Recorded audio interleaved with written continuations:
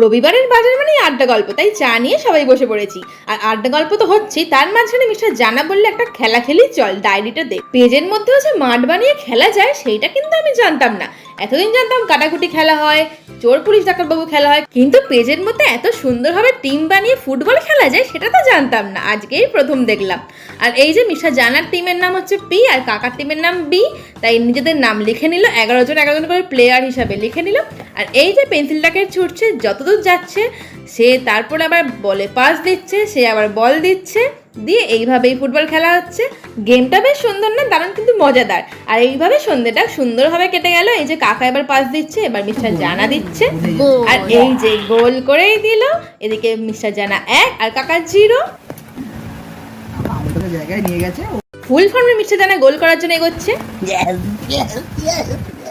আর mister জানা তো 4 গোল করে উইনার হয়ে গেছে। নেক্সট ব্লগে আবার দেখা হবে, টাটা।